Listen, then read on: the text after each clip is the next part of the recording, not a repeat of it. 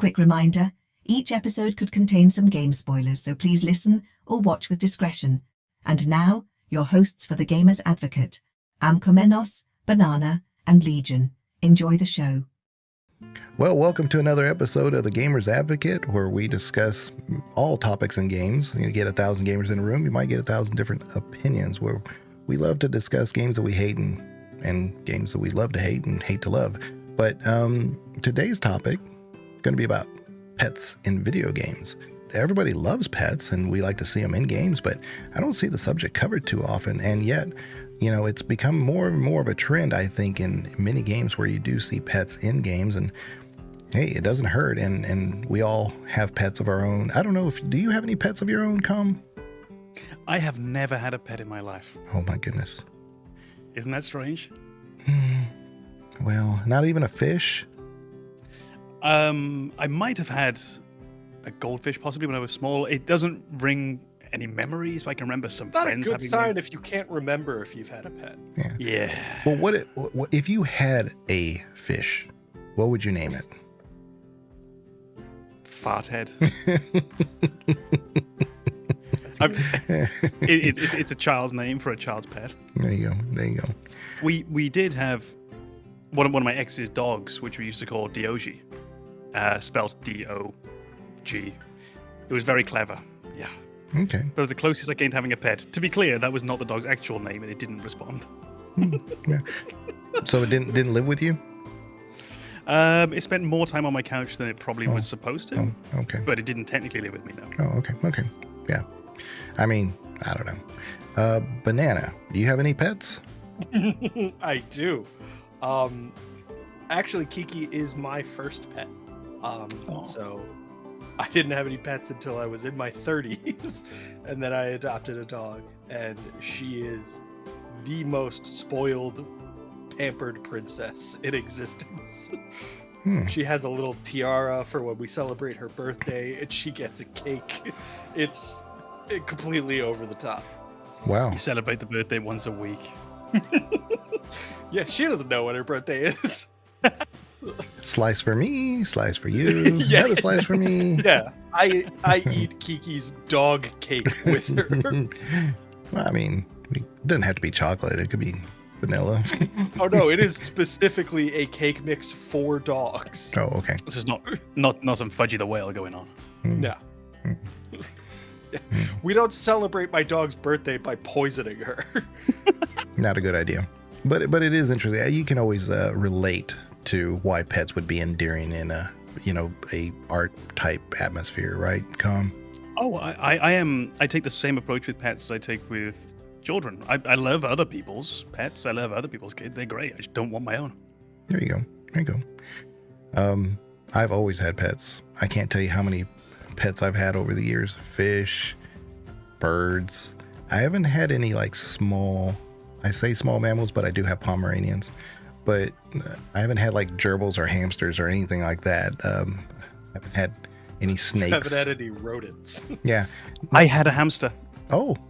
You've just reminded me. I had a hamster. Was his name Boo? Was it Boo? No. No? No, Okay. his name was Hammy. Oh. How cute. Yeah, so Hammy the hamster. Hammy the hamster. Very clever. Yeah, no, I was a smart kid. Yeah. Classic gifted child syndrome. Very creative. Yeah. I like it. I do appreciate that this was when you were a kid, because if we found out that you just remembered you had a hamster last week. Yeah, I've got to go to the other room. Hold on, he's probably hungry. Yeah. I haven't seen him in a week. Now that I think about it.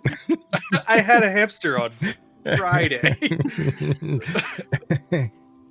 Yeah. See, right now I have 3 Pomeranians and I have 3 cats, but none of them are mine. 2 of them are the kids, and then one has adopted my wife because she found him in the middle of the road, this size. I was a very, Yeah. very small kid. Yeah, and she brought it home because they were off to do, my son was visiting from college, and they were off to do some kind of event or something. She's like, I gotta go, and here's this cat. And I'm like, okay. And I had to give it a little bath and take care of it and stuff. And so anyway, it's still here. And his name is Garrus. You nerd. I didn't name him, but Yeah, you're right. Hammy is a way better name. but yeah, we've always had a lot. I've always had a lot of pets. But Ripley is one of my dogs that you'll see on some of my streams. She's always sleeping in her little GIF. So anyway, but that's kind of the story of us and our history of pets. So I guess also if we can say that the cat adopted someone, I may accidentally have a cat. no, I don't do anything. I don't feed it. I don't play with it. I don't talk to it. But he sits out on my balcony on the back of the building and occasionally deposits parts of birds there. yeah, that's your cat.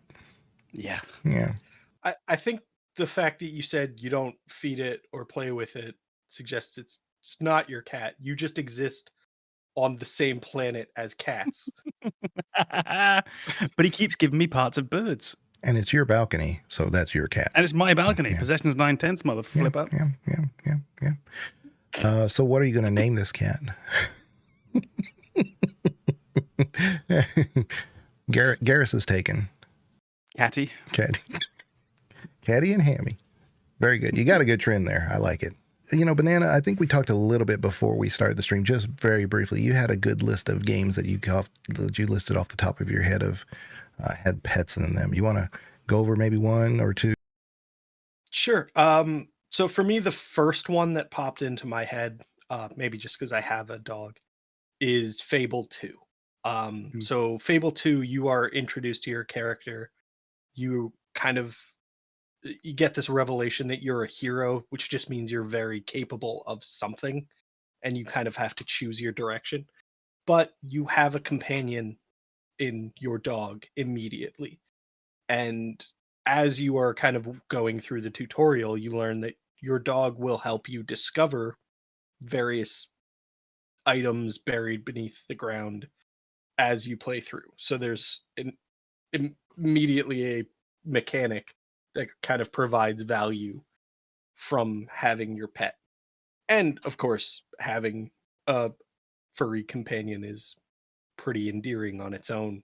But the combination of having, a cute animal companion who does, through some game mechanic, provide you with a means to advance your character or maybe get closer to whatever your in-game goal is it seems to be a pretty common element across video gaming as a way to introduce a pet and give them that added benefit that immediately makes you like them. Yeah, and it kind of tells you a little bit about the person without telling anything about them. Are they good to their pet? Are they bad to their pet? Type thing. One game that it's going to be a loose tie to our subject, but Darkest Dungeon has, I think it's the Huntsman. Is that him? I don't like using the Huntsman because I don't want to ever lose with the dog, dying. So I don't ever use them. And so it's one of those like, oh, he might be useful, but I don't like using him. That is an all media cliche that I can't stand, is using the death of a pet as emotional manipulation. I think the biggest reason that I can't stand it is because it works every time. I see it coming and I know it's going to devastate me when it happens, and it still does. Well, it's the emotional love equivalent of a jump scare. It works just on such a fundamental level that you almost can't oppose it. Yeah. Also, Star Wars. I was playing that one fairly. I think you're still running through a Jedi Survivor game. I don't know if you've gotten this far yet, but you do get a little furball companion. I forget what they're called. That just ends up on the ship, and it's kind of a little interesting little detail. He just kind of like shows, because they're real cute animals on the starter planet, and then as you progress through the game, one of them decides to accompany you, and I don't know. It's just a neat little detail. It just adds to the overall vibe of the small ship that you're on. But I think with things like Star Wars as well, that you open up this whole world where the pet doesn't need to be organic. Mm-hmm. You have Yeah, I can't remember the name of the droids from Jedi Survivor, so I'll let Banana take it. But you think of the classic Star Wars movies, or maybe not Banana. If you think of the don't classic Star remember Wars that movies with droid's R2-D2, R2-D2 is the cutest pet I've ever seen in my life. As well as that, I think it's BB-8. BB-8, I believe, is the one from the most recent trilogy. That one. again, not my favorite movies, but as a pet-like figure, wonderful figure. Mhm.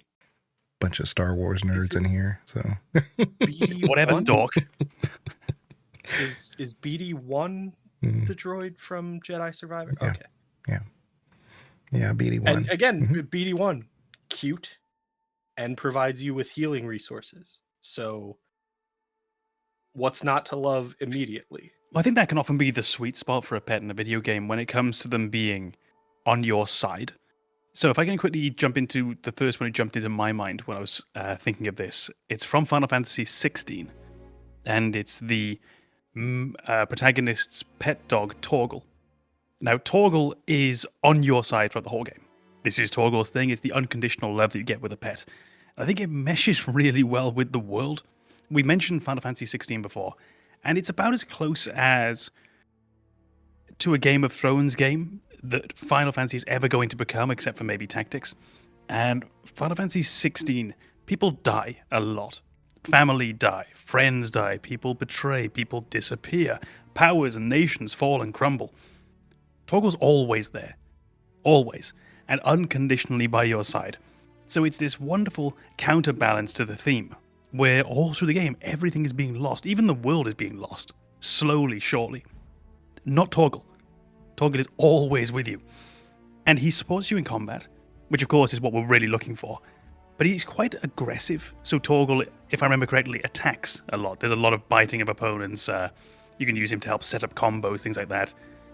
But what I love and what will really endear a pet in a video game to me is if the pet is in battle as a support figure. So my health is getting a bit low and the pet throws a potion at me, my MP is a bit low, so it restores that. And anything it does in that way where it almost feels like it's your emotional support throughout the game, through the narrative, and it's your physical support during the battles. I think if you do that, you have me with your in-game pet. Yeah, I think that is why the Palamute and Palico and Monster Hunter are kind of beloved figures because they provide support. I mean, your Palamute and Rise lets you navigate these large worlds faster, and that would be tedious without them. And your Palico throws healing stuff at you when you get in over your head. They're both immediately likable because they have their own mechanics to impact gameplay in your favor. And they're adorable. That goes a long way, doesn't it? Just being adorable. It does so much. This is an odd one to think of in adorable because it's cute, but it's not traditionally cute. So if you think of traditionally cute, the Palico is a fantastic example. They are cartoony, they're sweet, they just look like you just want to smush them. You just want to give it a big hug and just squeeze it until it pops, like that kind of hug. I'm thinking of Metal Gear Solid 5 D-Dog. Now, DD is amazing in terms of in-game support. You get this really, really early in the game, your backup. It's almost like a husky or what are they called? Norwegian elk hound, I think. And this dog's going to support you through the entire mission, the entire game. And what really DD does is picks out enemies, marks them on your screen for you, so that when you're walking around, if you can't see an enemy, DD's already flagged it, and now you can see this marker where the enemy's going to be. So immensely useful. But what I really love about DD is she's got an eye patch. It's absurd. And DD having that eye patch is the most endearing thing I've ever seen in my life. It's not traditionally cutesy. It's not colorful. But something about how unique that is gets me every time.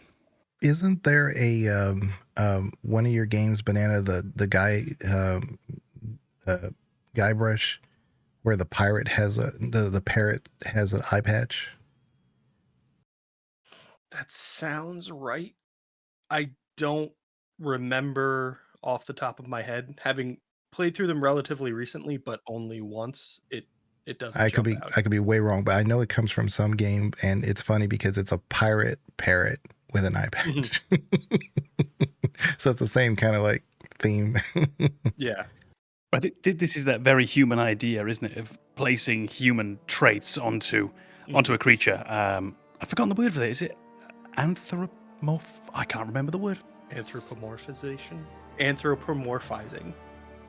That sounds exactly right. Yeah. So yeah, putting those very human features onto these onto these animals, onto these in-game characters, and it just really lets you bond with them. And when you think about what you like about people, is their individual traits, is those things that make them different. That's what makes people have to be your friends.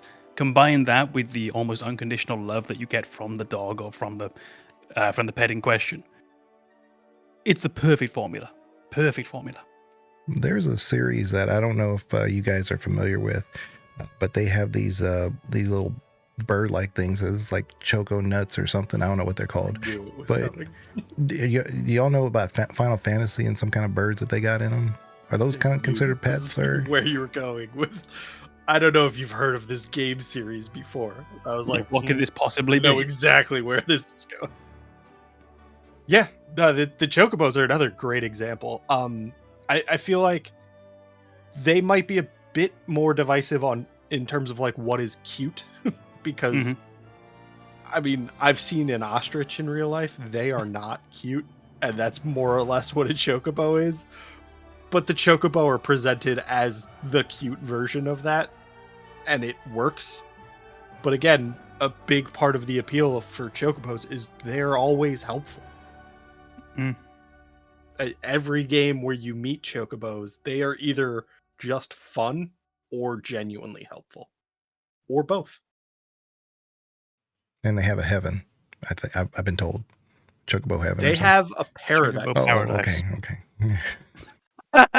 Chocobos don't die. Shut up. Make him stop. Yeah. Although they definitely die in Final Fantasy X, and it is upsetting. Oh gosh, yeah. Yeah. Oh, But I no. think Final Fantasy has another example that is just pure cuteness, and that is Moogles. Moogles? Yeah. Moogles are fucking adorable. And I don't know that you ever really have one as a pet. I mean, sort of. I'm thinking of Chocomog Summon in 7, maybe. Yeah, in 7 you have a summon. You don't really keep them as a pet. I'm gonna get the pronunciation of her name wrong, but in Final Fantasy 9 there's a character I always refer to as Eco. She has a partner. She has Mog, who was born on the same day she was, and turns out to be kind of, again, a Guardian Force, an Aeon, and Eidolon, whatever they're called in that variation of Final Fantasy. But that is the closest you get, I think, to having a Moogle as a pet. But they're just fucking adorable. And they are the save system in Final Fantasy IX. So they are, again, providing you with a vital mechanic to get through that game. Because if you can get through that game in one sitting, you probably haven't eaten in a couple of days. Go take care of yourself. You should probably go check on your real life pets. Yeah. I would actually sort of piggyback on that, because my first Final Fantasy was 7.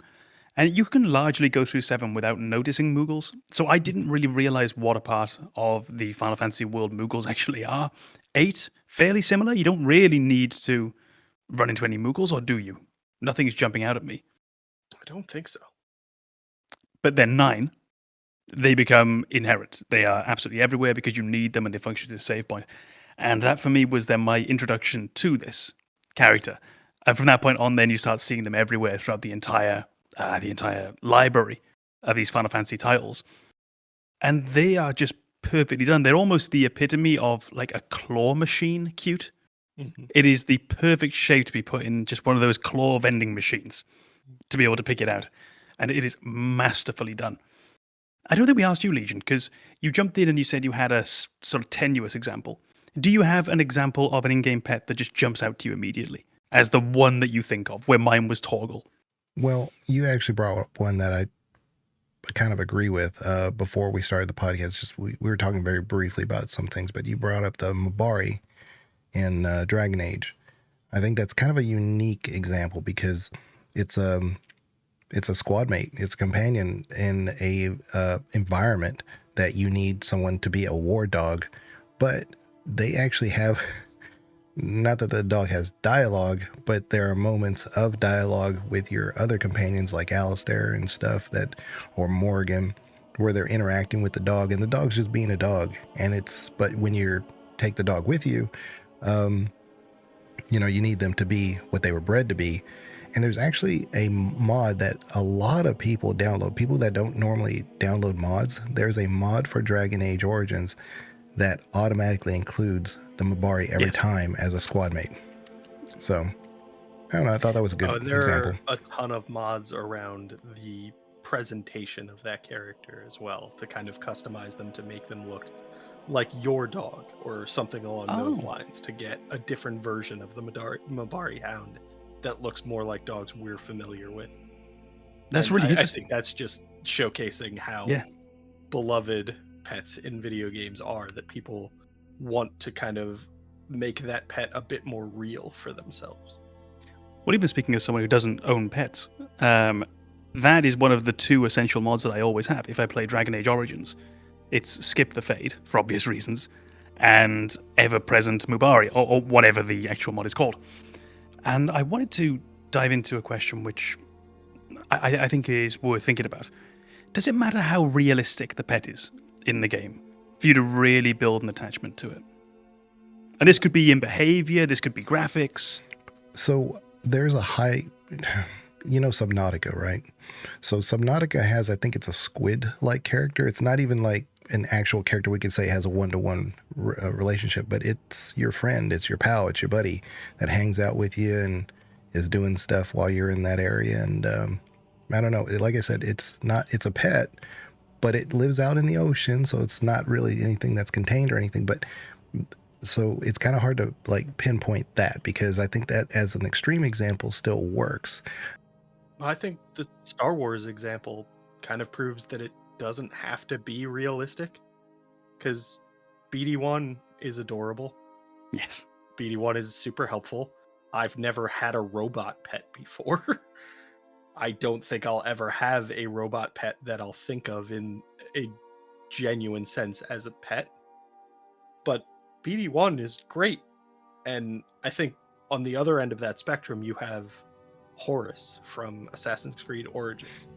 Yeah. That's a very realistic pet. Yeah. I don't really care about them. I mean, I know I should, but the biggest draw for Horus for me was how useful they are. Yeah. They weren't really a beloved pet for me. I didn't connect with them, but I did really appreciate the benefit in terms of gameplay that they provided. But again, that's the other end, the hyper-realism that didn't draw me in more.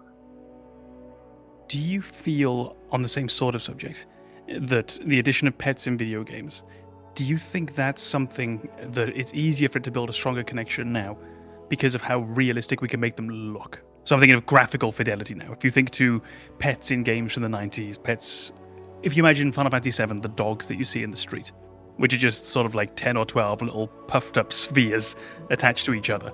And then you compare that with Torgal from Final Fantasy 16, or any of the dogs you find in Red Dead Redemption 2, for example. Do you think it really helps that we can make them so much more realistic now? Or do we not even need that? I don't think it does. I think if I found one of those dogs in Final Fantasy VII and there was a game mechanic that allowed me to adopt that dog and bring it along with me, I would be ecstatic. I genuinely don't think the graphical representation is integral to my enjoyment of a pet. I think it's really about kind of the pet's personality. And I think for me, a lot of it is the kind of unabashed joy of having a pet that's always excited to see you. I feel like if you include that element, I'm not even really going to care what the pet is, what it really looks like. If it is always on board, always super excited, always supporting me, I'm going to be a fan immediately.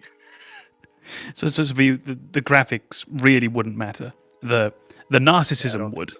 Yeah. That's very important, but the graphics I don't know not so if much. it's narcissism as much as the belief that no matter how bad I suck at this game, I will always have a friend. Well, I mean, yeah, I mean, That's beautiful. I really think that has to come down to gameplay. So, I mean, if you take something like, I'll go left field here, but you take something like Inscription, who those little, like the little animals that you have in the cards, they're not your pets, but they're endearing enough that you don't, because they even like have these like little things at the bottom and says, I don't want to go. Don't send me. I'm not ready. And if you haven't played the game, it's really hard to relate, but yeah, they do have like the little endearing qualities about them. But there's no real graphics there at all. It's just pixelated cards. So How important is sound design for a cute pet? Because I think for me, that might be right up there as one of the most important things. I'm thinking, oddly enough, of those original dogs in Final Fantasy VII. They don't do anything. All they do is move around, again, as these just lumpy spheres. That's all they are. And they occasionally make this sound if you try and pet them. That's all. There's the dog when you meet Priscilla in Final Fantasy VII in the slums of Junon. When the boss appears, there is a dog that runs to her defense and barks at it. And Yes. you hear an actual dog bark. And I think that is the kind of moment that made me realize what you're talking about is I like that dog more. It has that personality of wanting to protect Priscilla, and it's a dog. I heard it bark. That's what dogs do. I think, yeah, sound design does play a part. I don't know if it's enormous, but I do think in that one example, that is a big part of why I enjoy that there is a dog there. I think this it is much maybe more where. realistically captures what a dog would do in that situation.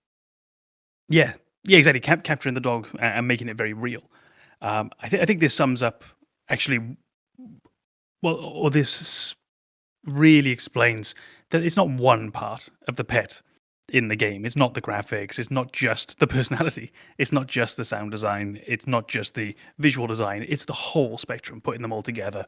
And add to that our basic human instinct for these pets and pet-like figures.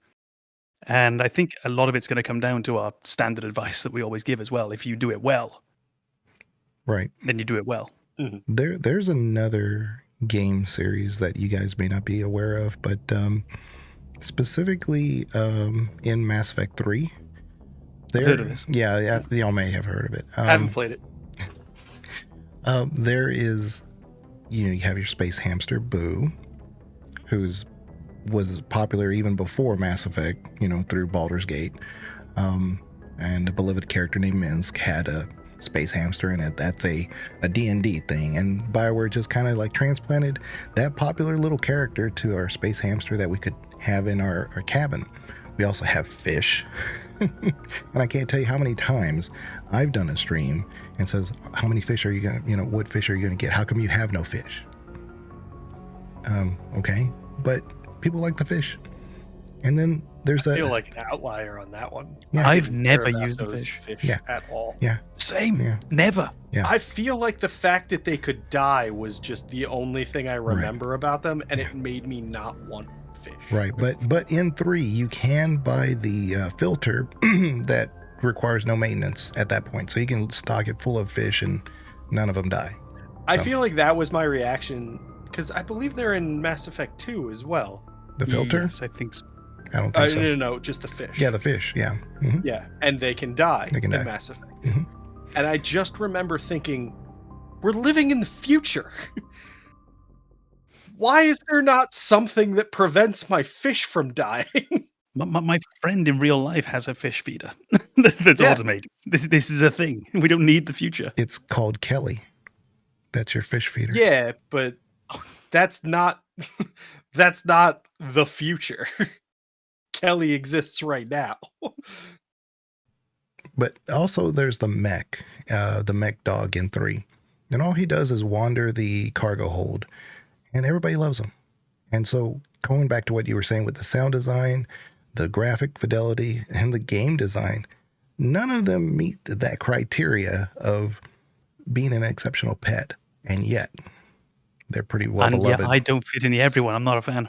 It doesn't do anything for me. I feel like that is something that was kind of added as fan service, but it's not as a beloved character as the companions are. No. It was just Yeah. like a nice addition, but I don't think of that dog in Mass Effect or the fish in Mass Effect as beloved pets in a video game series. I feel like they are pets in a beloved video game series, and that's a little Perfect. different.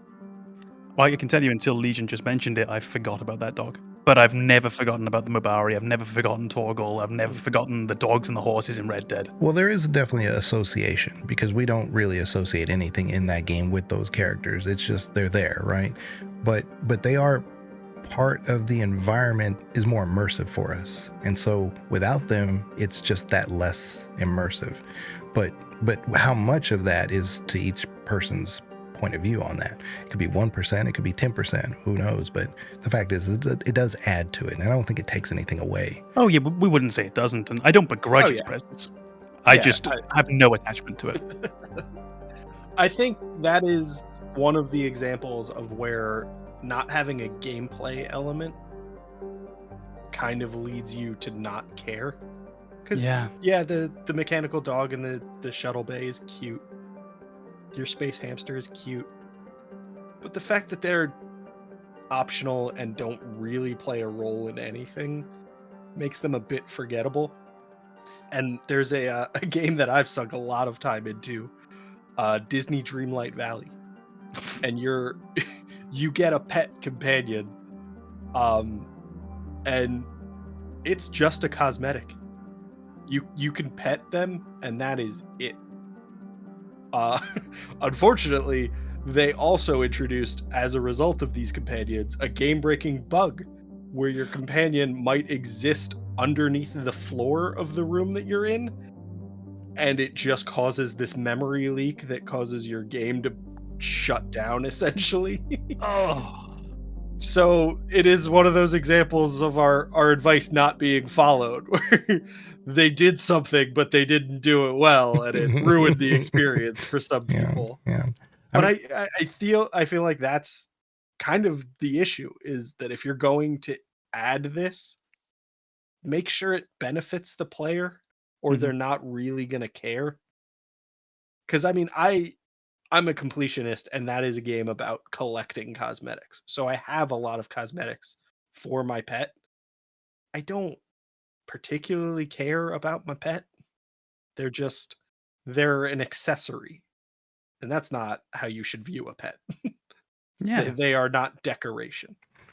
They're not quite the same, but MMOs incorporate a lot of pets a lot of times. And a game like WoW, where you have mounts of various kinds, a lot of them are animals, and they're not really your pet. They do have pets in that game, but I don't know. I could argue that that's that utilitarian, just like your Assassin's Creed example, but they want to collect it because it is a, it's not just a mount. It's kind of like a pet to them. I know in Star Wars, The Old Republic, I keep coming back to that game. There's just a whole series of pets. They're droids, but they're like little baby banthas. I mean, they're cute. So it's nice to have those little things. While we were on the subject of WoW, I feel like the mounts in WoW are the equivalent of what I've always referred to as Scooty Puff Jr. in Destiny. So in Destiny, you get what's called a Sparrow, which is a hover bike, essentially. And there's a lot of effort to get cosmetics for your hover bike. I feel like that's what WoW is. It's just a way to get around the world faster, and you want to collect all of these cosmetics so that you can customize your ride. I don't know that you're attached to Scooty Puff Jr. or your mounts. I think you just want the version that suits you. I was going to stay on the subject of mounts, actually, but switching games. I was going to reference two.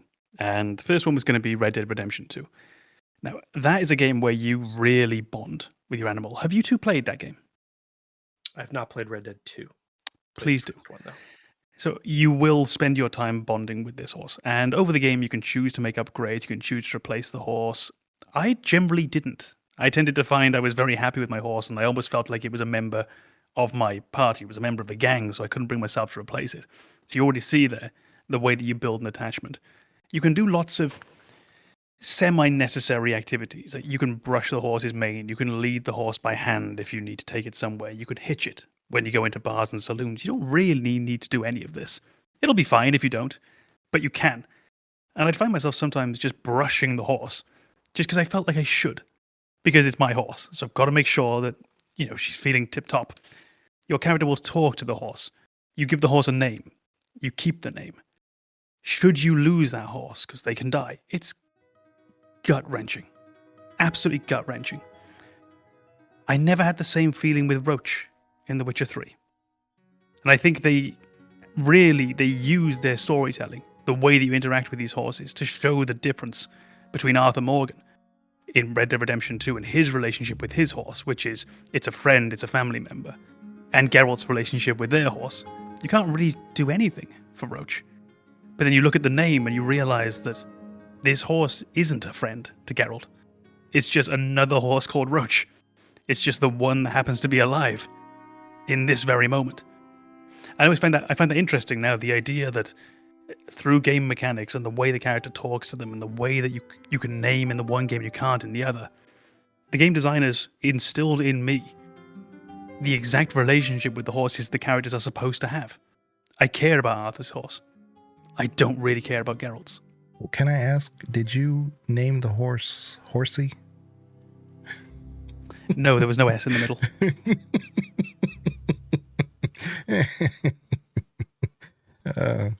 I'm glad you brought up The Witcher, because I was actually going to reply to that. What did you think about Roach in The Witcher? I think the big difference though is the gameplay, because we know about the humanity and the suffering and the day-to-day trials that Arthur Morgan has to go through. And Geralt, on the other hand, he's got supernatural abilities, and I'm trying to avoid spoilers big time when I'm making these comments, but it's real hard. But there are certain things about that story that are going to happen a certain way. So you're really focused on Geralt and his issues, not so much his travels and stuff. In fact, the more traveling you do, it seems like it breaks away from the immersion, because your job is to get Ciri and to find her.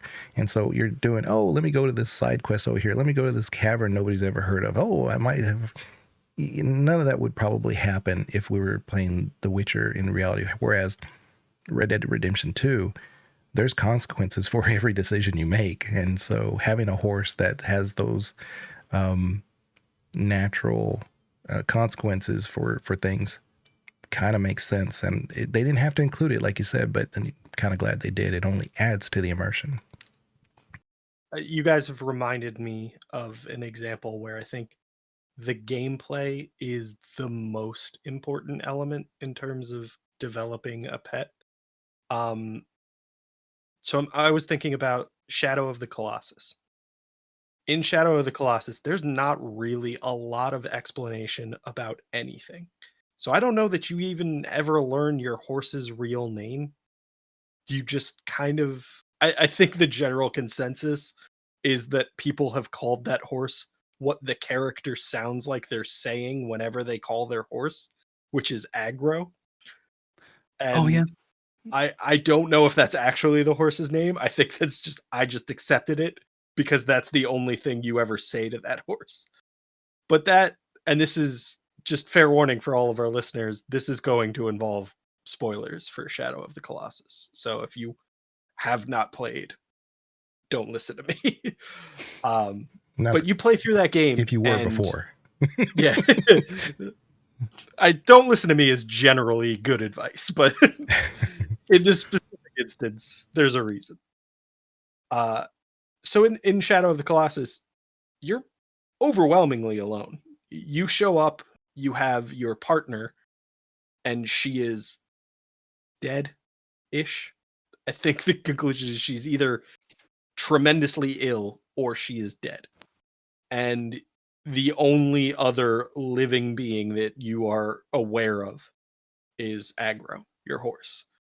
And you go on this adventure and you have to race around a very large area to find each of these Colossus bosses.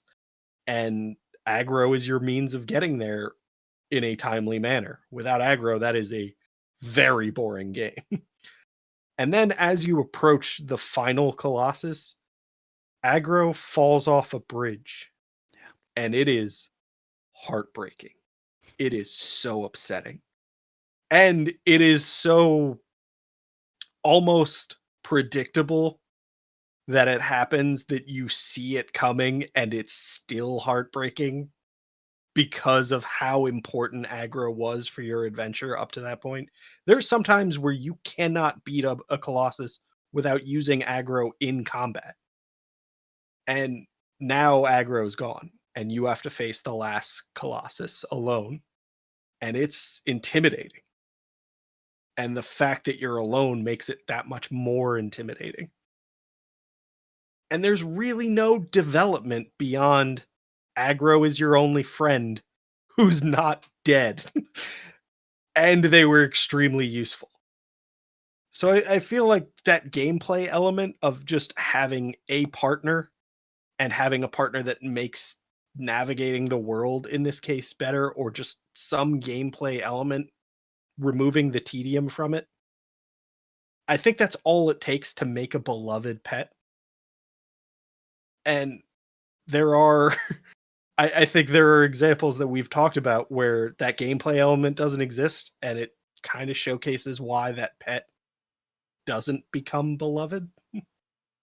Yeah, it depends on who you ask, though. Because some of those examples, I mean, I know some of the games that y'all mentioned and some of the ones I mentioned, it's like they'll live or die based on if that pet is in that game.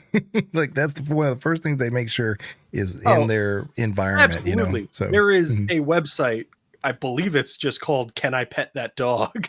that is reviews video games to tell whether or not you can pet the dog in the game. So I totally believe there are some people where that pet is their focus. So that's a really good example of, because I was thinking in my head, like, it's the same subject, you know, a horse that you're using for transportation. And that's basically it. That's the meat and potatoes of what it's doing. But you have The Witcher, you have the Shadows of the Colossus, and you have Red Dead Redemption. And then you have a game like Elden Ring. What's his name? Terrence? Torrent. Close. Yeah. You have a lot of people who absolutely love, of course, Elden Ring. And they love Terrence. Torrent. Sorry. But anyway, they love him. But how much of that is because they just love the game and the gameplay, not necessarily, you know, the pet. But there's nothing wrong with that. It's just that, like I said, it's adding to the immersion, or it's adding to the game, I guess. It's not taking anything away. But I don't necessarily know if that just adding more immersion like Red Dead Redemption necessarily, and it's more beloved. I think it works better for sure. It definitely something that you remember, but I don't think a lot of people would say, oh, I can't see Elden Ring without that horse, because they probably couldn't, you know? Oh, no. As somebody who fucked up and didn't get Torrent when you're supposed to, that game sucks without Torrent. It's brutal. Torrent is your means for not dealing with tedious bullshit in Elden Ring. Yeah. Torrent is how you race past enemies you don't want to deal with to get to the enemies you actually care about. And having gone back to that point where you get Torrent, it's also where you meet the means of leveling up. And it might be forgotten for a lot of players, but in that conversation, she tells you that Torrent believed in you before she did. So immediately you're presented with Torrent is your friend. They are tremendously useful for navigating the game. They will keep you alive because you won't have to fight everything, which, by the way, sucked ass when I didn't have Torrent. But they also believed in you when you didn't know anything about them. You didn't even know Torrent existed, and Torrent chooses to become your ally because they saw potential in you. So I feel like Torrent is an example of a character that makes that game bearable, because without Torrent, that game is rough.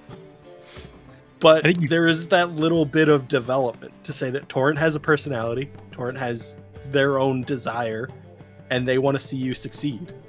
So I feel like Elden Ring without Torrent doesn't work. Do we need to consider what I think we've actually managed to hit by looking at these different characters? So, Colossus, Elden Ring, Red Dead Redemption, they deal with the horse in very different ways. In Red Dead, you're making a friend. Really, you are making a friend, a companion who's going to be with you the entire time. In Shadow of the Colossus, you're sort of imposing a friendship upon this creature because you're alone. It's not a genuine friendship, it's a desperation. It's Tom Hanks in Castaway with the... I was just about to say, it's Wilson. It's Wilson, there we go, thank you, I can remember his name. His name, it's fucking Paul.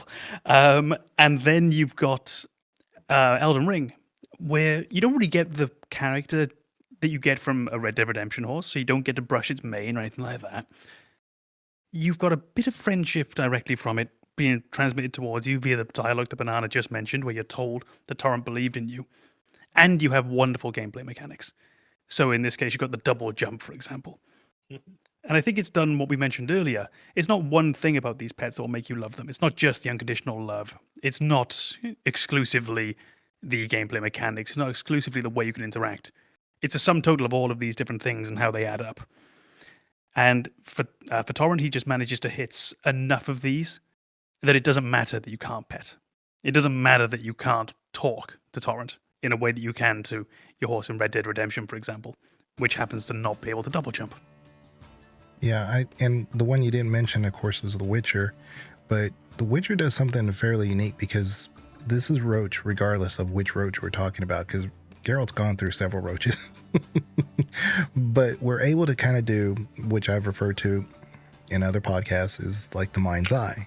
So as graphically, as beautiful as The Witcher 3 is, and all the little details that are going on in it, they don't really make a point to characterize Roach, but he is highly characterized. I mean, the mind's eye projects what Roach is like. I mean, he's in cyberpunk. Well, it's still CD Projekt Red, but he's jumping over things and he's got this little personality. So, and it's not really out of theme either, because a lot of people, because he's part of a meme, because he's in like certain positions and things, just, you know, graphical bugs and whatnot. But I think he is given a personality through the character, and that is what actually creates the endearing part of it, because they don't have to go all out in the immersion side of things. They just let the actual player develop that, and they remember him not just because he was a companion with Geralt, but we kind of like create that personality. Well, yeah, you do tend to fill in the blanks. You're only given X amount of information about the horse, about these characters in the game, and then naturally you go and fill in the blanks. And especially for something as fundamental as Roach's character, something that big and important, what is this horse actually like? You naturally start filling in the blanks. Like, I always imagine Roach as this very powerful, fast, but clumsy horse. I always imagine Roach as clumsy. I think probably because of these glitches, where all of a sudden he's up on the roof, all of a sudden he's in the lake, wherever he might be. So yeah, you fill in the gaps and you create a character that isn't actually there, but you've been left the space to do so. Yeah, one game that I thought, as far as pets go, that kind of went all out was Baldur's Gate 3. They have a couple of pets that you can keep at camp, and they can actually be playable in your squad. You can summon them, and they can actually make a difference in a if you do your spell rotation right, can one-shot things that would normally take you 20 minutes for an encounter, 20-30 minutes. I mean, trying again not to give any spoilers, but there's a section in the Underdark, and there's the adamantine golem.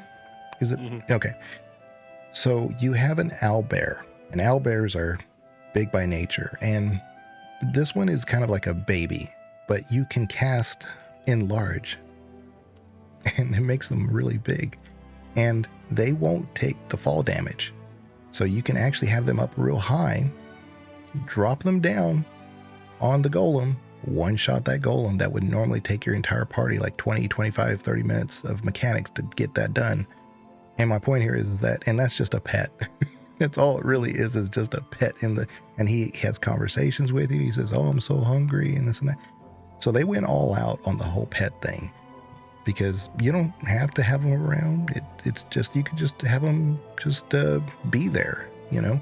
But the fact that you can actually include them in party mechanics too, it adds a whole little extra layer of dimension for pets.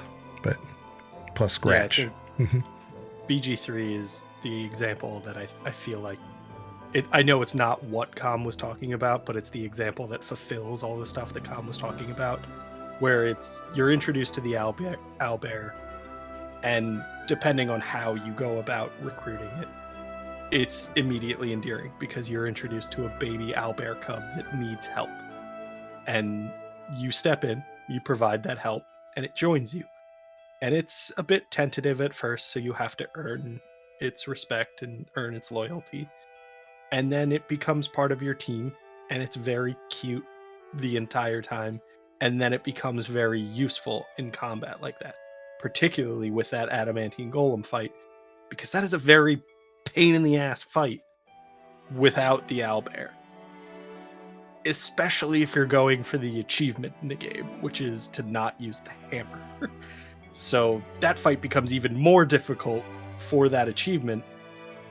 But if you have an owlbear that can one-shot it, maybe not so much. Yeah. And Scratch is similar because when you find him, he is being a dog. You know, he is with his master who has passed away, and he believes that he'll get better, maybe. He has to believe that he might. And so you offer him, hey, look, you can come to our camp. He's like, I appreciate it, but I'm going to wait it out. I'm going to see. So it's not one of those situations where the writer said, oh, okay, yeah, this is a better deal for me. Let me just go. There's, it's thinking like a dog, So, but like I said, they went all out when it came to the pet stuff. Hi, Kiki. It couldn't have been more appropriate. I feel like we're gonna get off of video games with this example, but I feel like it is the perfect example of the role that pets play in media. It's Seymour in Futurama. Everyone I know who is familiar with Futurama knows about that fucking dog episode, and that is exactly how they refer to it, because Seymour is the Hachiko story. It's the story of a real dog. A dog, I believe, in Japan, who was adopted by a businessman. And every day when the businessman went to work, the dog would go to the train station, see him off, and wait for him to come back. And one day he didn't come back. And the dog never broke away from that tradition. It was kind of adopted by the community. It was let at that train station. It was allowed to keep its tradition. It's a heartbreaking story. But it's so very much why we love dogs that I feel like it serves as the kind of archetypical example of what you can do with a pet in a game, is to say you have this permanent cheerleader and they might not know what's going on, but they're always on your side. And even if you fail, they're still believing in you. I feel like nobody really does it better than that story. And the fact that Futurama has 8 seasons, I think if you separate the movies as season 7, which is kind of how they do it, in 8 seasons, maybe even more at this point, everyone knows that fucking dog episode. I don't think there's another episode of Futurama that I can just call out and everyone will know what I'm talking about. But that episode, everybody knows. One I definitely wanted to try to remember was the Blair Witch, which you wouldn't think like pets in a horror game or something, but actually you see it actually more often than not. Just here and there, you don't see like abuse or anything. I'm just saying you sometimes will see it in just to humanize your character because you don't have anything else much to go on in those type of games. But in Blair Witch, it's actually a mechanic. You're using the dog to find the clues that you need to advance the story. So it's actually a really unique mechanic that I haven't really seen much anywhere.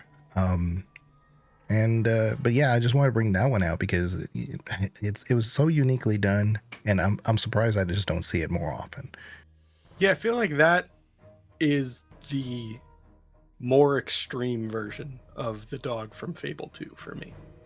Because in the dog, or in the story of Fable 2, I think there's one part, and I think it's during kind of that tutorial, where the dog finds a key item that you need to progress. And then after that, I think it's all optional.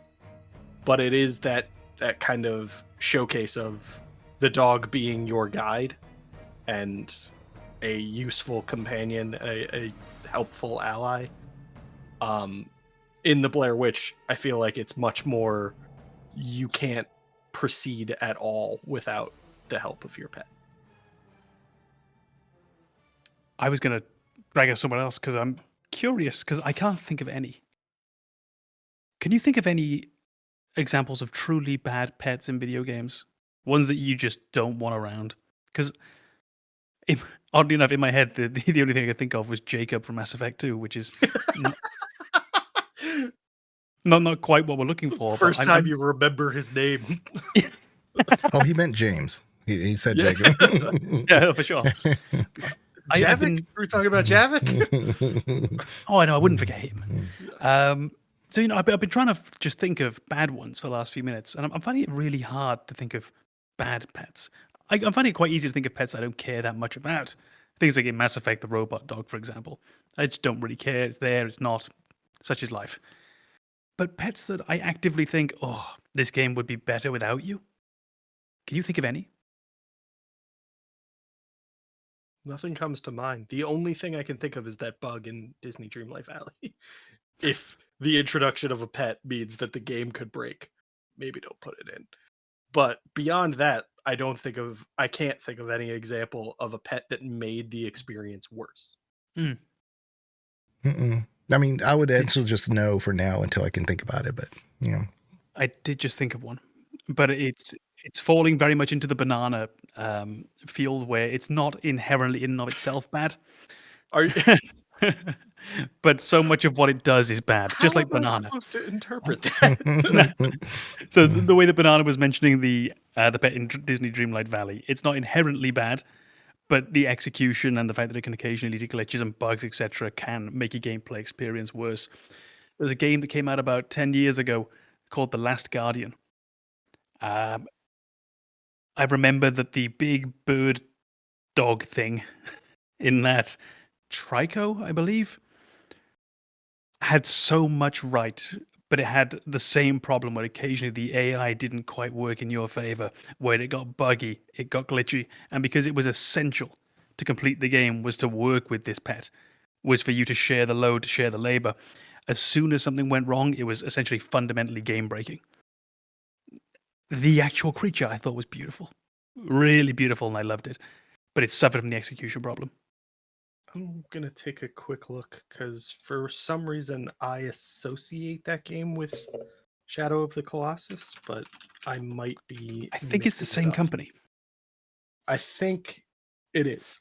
So that is the game I was thinking of. I believe that is in the same universe. I think they are. I think they're sort of a sequel. I think The Last Guardian might be a prequel. Or Eco might be a prequel.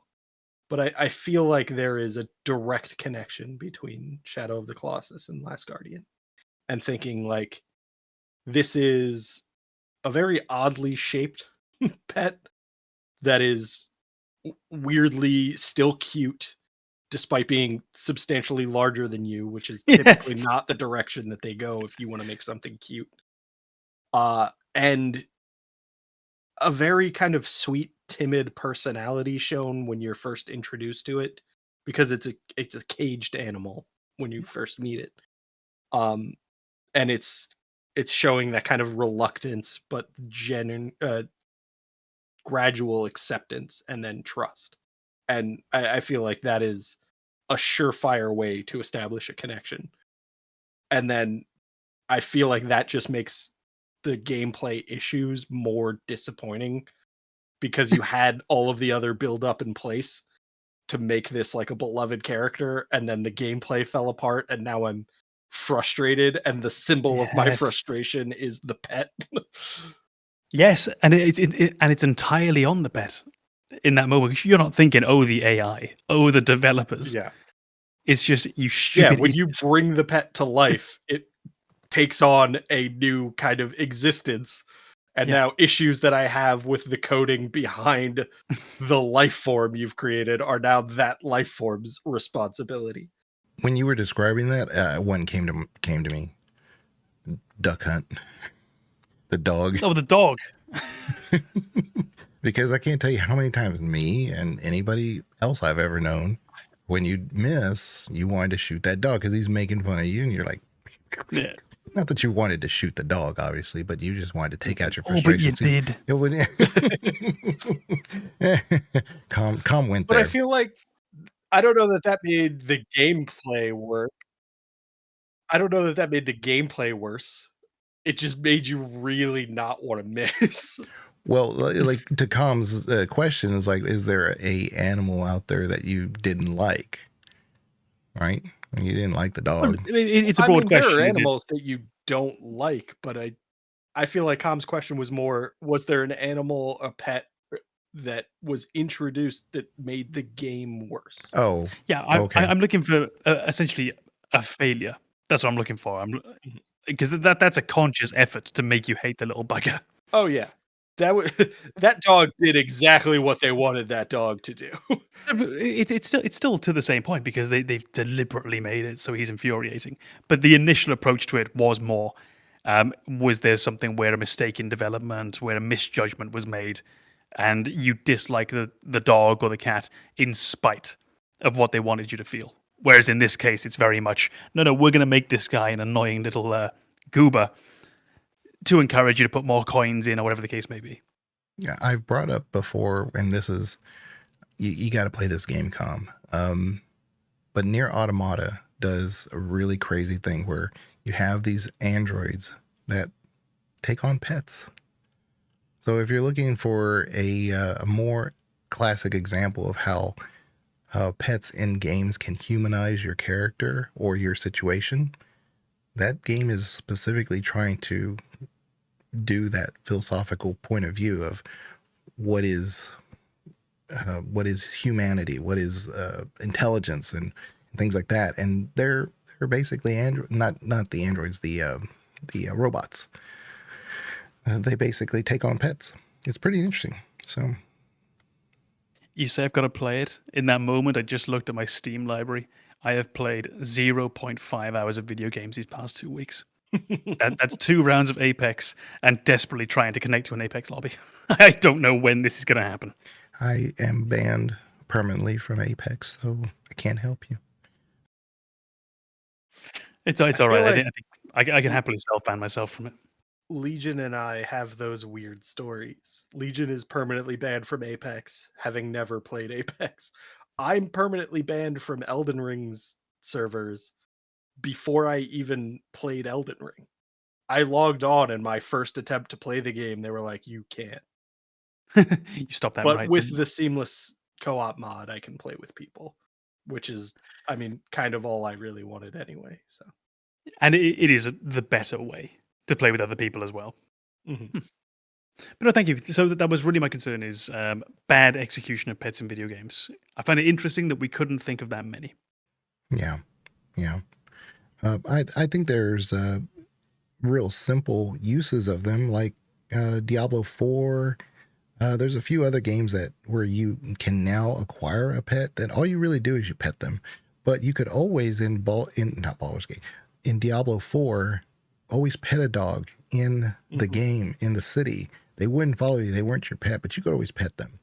But now you can actually have a pet. But that's really all they do, is that they serve the function of being a companion. But I think it kind of works in a game like that because it's meant to be, doesn't always succeed, but it's meant to be this very gritty, dirty, lonely world.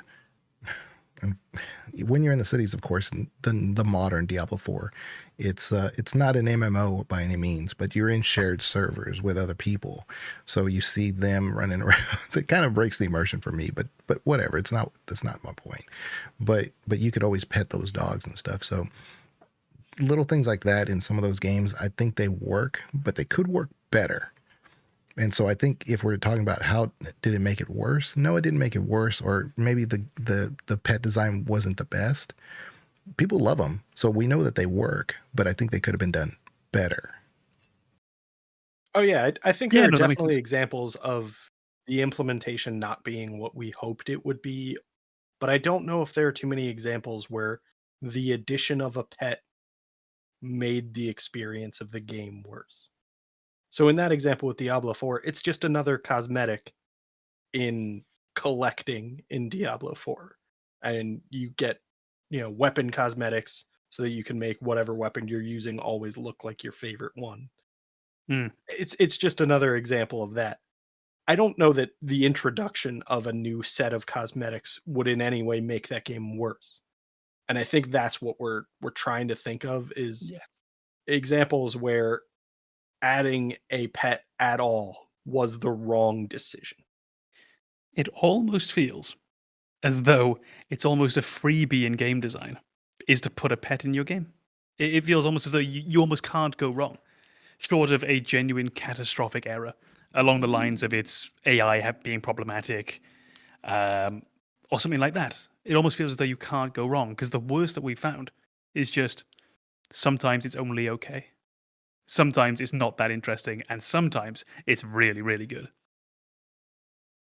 Yeah, I think I mean, I feel like there have to be ways to really fuck it up, Oh yeah, but but I don't know that I've seen any. I just imagine, an example we've talked about aggro and Shadow of the Colossus. If you didn't like aggro at the point you're supposed to care about aggro dying, I feel like that's the only way you could really screw it up is to give me this kind of tragedy surrounding a character I didn't care about. That would have ruined it, I think, for me if it really felt like the developers were just bludgeoning me over the head with this emotion that I was supposed to feel that I didn't. That would have probably rubbed me the wrong way, but I haven't seen that. I feel like it's very easy to write a tragic pet. yeah. I think it is because of the unconditional aspect. I Mhm. think it's as simple as will love you. They will love your player character for you almost having done the bare minimum for doing not much more than keeping them alive, and they will love you. And then if you suddenly lose that figure, that pet, it'll tear you up. Mhm. I think if you manage to basically personify a pet in the game, as long as you don't break that fundamental rule of what a pet is and what we expect it to be, it's really hard to get it wrong. If you have a fantasy game or a sci-fi game, do you want your pet to be something grounded in our reality? Do you want dogs in your sci-fi world? Do you want dogs in your fantasy world? Or do you want dragons? Do you want space squid? But do you want that foundation in our reality, or do you want the developers to use their imagination and show us the different man's best friend of that world? Oh boy, if it's an RPG for sure, you want them to have some character, and there has to be some kind of way to associate what you know. So it could be, like you said, a jellyfish or whatever, but if it acts like a dog, barks like a dog, walks around like a dog, I keep a leash on it, it's kind of cute in its own little way because I can't have a dog no more in the space world, but in this other world, I mean, I can have a bunch of jellyfish. So, I mean, it's kind of a neat concept, but you always have to associate these are the rules of what we know a pet to be. You can't just like, put an octopus on a leash and somehow make your player understand what's going on. You have to connect all these other dots. So I I think if we're just talking about personal preference, I'd like to see more creative interpretations of what a pet could be. I mean, if you look at SpongeBob, his pet snail who puts a leash on, it meows. Like it is a weirdly cute pet. I would love to see more creative adaptations of what a pet is. And I feel like fantasy and sci-fi give you a lot of different directions to go and a lot of freedom to design a completely new version of a pet. And I appreciate that.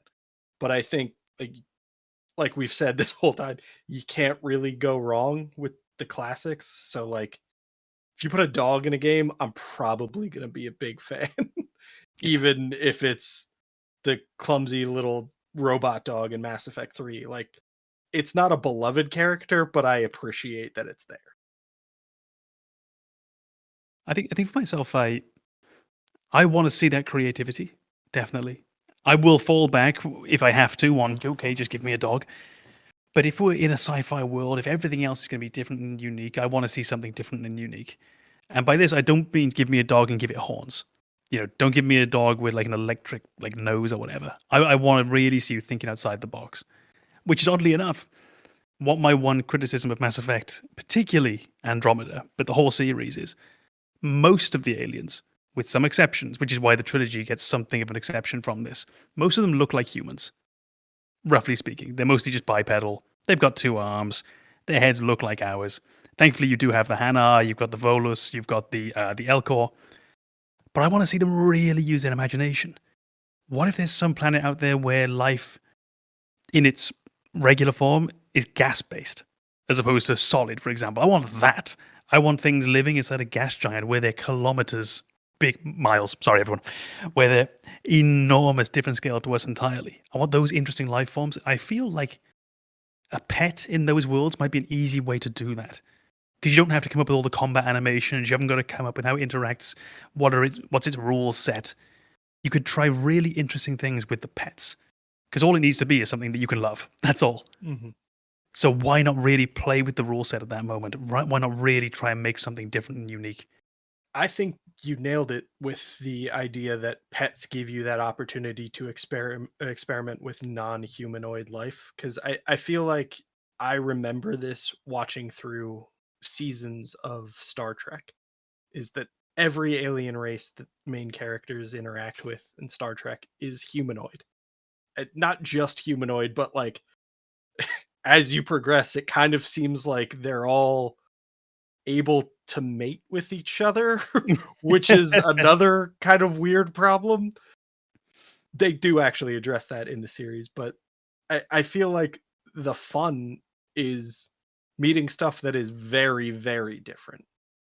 And I think you've also kind of highlighted why pets give you more freedom. You don't have to build a culture for a pet.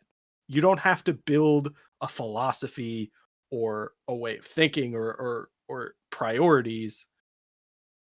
You just need to make them kind of cute and a bit sweet, and you're good.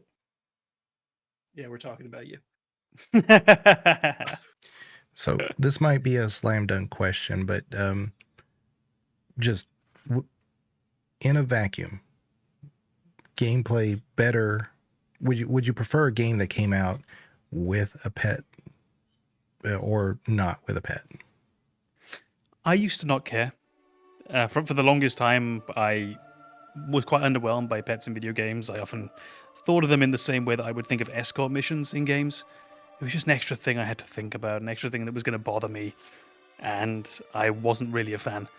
The last 10 or so years, and I'm thinking of those really key examples, which was, for my development, it was D-Dog in Metal Gear Solid, it was the horse in Red Dead Redemption, and finally Torgal in Final Fantasy 16. I've realized how much a good pet can change, can enhance your love of a game. So it's not exactly a selling point for me if you tell me your game has a pet, but it really doesn't hurt. So I'd like to see more, and this is again our golden rule, I'd like to see more well done pets in video games. Yeah, I certainly agree. I think this example did come to me after that kind of discussion. The only game I can think of where like they added pets and then I was excited and then disappointed was House Flipper. Because in House Flipper, you can get pets, but they just kind of become a thing that exists, and they're not even really like your pet because they don't simulate that aspect of life. So it's kind of like they added a pet and it has no place in that world because you're flipping houses. And it was very cool to go through the pet expansion for House Flipper. I really enjoyed, I think, like the second mission, you clear out a train and 101 Dalmatians run past you, and then one stays behind and you adopt it. I think that's adorable. Yeah. But the fact that once you've adopted that pet, you buy like an auto feeder and an auto fill water bowl, and you basically like put in the tools to have a pet, and then you leave the house and go flip another house. It's like the pet doesn't work because there's no way to integrate a pet into the gameplay. It doesn't hurt the game because I really enjoyed discovering my first pet, opening that cardboard box and pulling out the randomized puppy and lifting it up and just being like, oh, you're adorable, you're coming home with me. I loved that experience, but there was nothing beyond that. It was, look at this cute pet. Okay, now back to work. I think that's the idea of it sort of serving a purpose is so important, because even if we think of something like, just imagine that we have a pet in Mass Effect or we have a pet in Dragon Age, and the pet is at camp or it's on board the Normandy. Its purpose is almost downtime for you. We've come away from this mission, we finally put the gun down, he's taken the armor off, we're settling into camp. And just the fact that there's a pet with whom you can do nothing but pet it, that's a mechanic right there. That's a moment for you. It's a moment of rest, just to get that out of your system. So it doesn't even need to have a gameplay mechanic in the sense of being combat-oriented or finding items for you, for it to have a role. It's just, it feels as though, from your description of it, the role of the pet in House Flipper is to make you sad that you're leaving your pet alone at home. It does. You can bring them with you when you go to flip houses, but then they kind of get in your way. And yeah, well, he hasn't got his blanket and stuff then as well. He hasn't got his corner. No, it feels like the whole point is get your pet after you've sold all the houses and then just spend time with your pet. The when you said the house flipper, I was thinking like a simulator, and it, big spoiler here, Power Wash has all these cats everywhere. And there's actually a big lore thing with the cats, and it's specifically the mayor's cat. And it like, you'll go to like some house or whatever, and you always see these little paw prints everywhere. But if you're reading the little text and the little journals, whatever you get, you'll realize there's actually a running theme here with the lore, and it has to do with the pets of the community, the cats. And it's just like a little thing, and it just kind of ties in the world of that immersion of the Power Wash world. I mean, all you're doing is power washing. They didn't have to add all these little stories, but specifically there's a lot of cats that are central to the theme of the Power Wash. I can't remember if it's exactly what we addressed at the very start, so if it is, we can just cut this bit out. Did we just say simply what our favorite one is? That's exactly what I was going to ask. Like, I feel like we have to answer that question. Each of us go around and say, what is our favorite video game pet? The problem is I don't have an answer right now. Whoever yours is, your horse in Red Dead Redemption 2. I don't think I've ever played a game where you form a stronger bond over such a long time that feels quite as deep as that one does. And the fact that we said sort of the realism almost doesn't matter in terms of the graphics. But with that one, I feel it didn't matter, but it really enhanced. So I loved this horse to the 95% possible, and then it just pushed it up over the edge and really built an attachment with that horse. And the fact that the horse is so real, so interactable, the fact that the horse feels alive, it'll whinny, it'll shit, it'll walk around on its own for no reason if you don't tie it up. It'll come back when you call it. I remember one time riding through a field. I played that game for about 70 hours, and I didn't realize there were snakes in the game. I just never met one. Just by chance, I'd never walked into one. And because they tend to flee, like in real life, snakes don't like people, so they bugger off.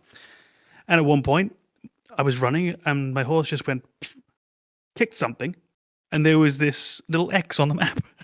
And I went back, and it was, rattlesnake skin or something. Okay, cool. Well, thanks for that new fear that's been unlocked.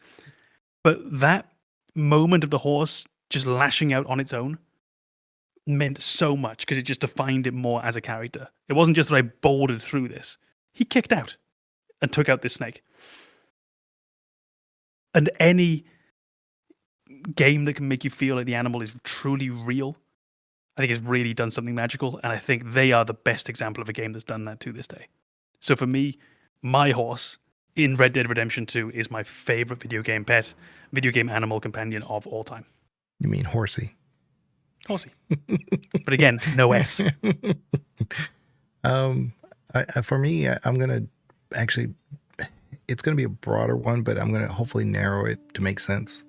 But the animals in Baldur's Gate 3, because I can talk to them all. And they're all basically my pets now because I can talk to them. Speak with pets or speak with animals spell in Baldur's Gate 3 is tremendous. I think they really put in the effort to make that a pleasant experience. And knowing that spell exists in the world of D&D and the pets that they have in Baldur's Gate 3, so well done. Yeah, because you'll have like a bear who's sitting on the elevator, and you can, even if you don't have that spell, you can kind of like, nudge him and he's like, "Arr," and then you can put the fish over there so he just follows the fish, but you don't know what's going on, so you can still get the mechanic. Or you can talk to him and say, "Hey, look, I need to use this elevator. All right, let me go over here." And then he plops down. But it's this, like I said, so because I can talk to every single animal, but being able to talk to the entire game worth of animals, that to me, I almost feel like they're all my pets now. Leaving the spiders. Mm-hmm. I guess for me, it would have to be, so there were two that came to mind, but one of them I feel like is a little too distant throughout the game, and that's Umbra from Final Fantasy 15. So Umbra is essentially your connection to your love interest in Final Fantasy 15, and they do a really good job with Umbra's role by associating them with this kind of beloved character. But you don't get a ton of interaction with Umbra beyond that. It's just they are the tool by which you communicate with your love interest. And they are a beautiful dog. Yes. So that was a game where the graphics really helped. But because of that kind of lack of continuous interaction with Umbra, I feel like they can't really be my favorite. So for me, it's Rush from Mega Man. Because Rush is cute despite being a robot and so tremendously useful throughout the multiple Mega Man games. I think there's Rush Jump or something where he becomes essentially a trampoline and Rush launches Coil. you up to a higher Rush Coil. That's it. There's Rush Jet where he becomes a jet and allows you to fly around. He is the most versatile pet in any video game, and he's cute. So it helps. That's a fantastic choice. That is a very, very good choice. There's going to be some people in the comments that say, well, you forgot about Yoshi or whatever. So we didn't even go down that route. So I thought you were going to say Yoshi's a tough Yoda. one because I don't know if Yoshi's a pet. yeah. Yoshi is a companion in the sense that, like, Tally is a companion. I believe there is a game, isn't there, or where you actually play directly as Yoshi? Yoshi's Story. Yeah. And I think we had that, didn't we, as one of our loose guidelines, was generally if you played directly as them, then they didn't count. And there's But our rules normally get thrown to the side anyway, so it doesn't really matter. yeah. Honorable mention for me would be the dogs from Resident Evil, because they're evil and they don't pretend like they're not evil. They are who they are. It's your real problem. is You've hypocrite. got to stop pretending that's an endearing quality. An honest piece of shit is still a piece of shit. Yeah. For anyone unaware what Legion's talking about. Yeah. But on that note, I guess we'll go ahead and call it. And unless you guys have an honorable mention of your own, but I guess Umbro would have to be mine. Yeah. And I think for mine, out of just pure interest, the pariah dog from Fallout 2. Oh, Fallout 2. Interesting. Yeah. The worst of all companions. Absolutely crippling for your gameplay. But a bold choice by the developers. Well, I appreciate everybody's contributions today. And if you may or may not know, we are on YouTube, where we have this as a video. Any of the audio listeners, and for any who's watching only on video or on YouTube, we do have a bunch of podcast sources. We have Amazon, Apple Music, and Spotify. Check those out. Go ahead and give it a rating, give it a comment. But until next time, any closing ideas, remarks, anything at all? I'd like it to be known that when we wave goodbye, I'm actually waving to Kiki. Oh. I have to face the camera, but I will be petting Kiki off camera. Okay. And everybody wave to Kiki. Bye-bye. Bye-bye, Kiki.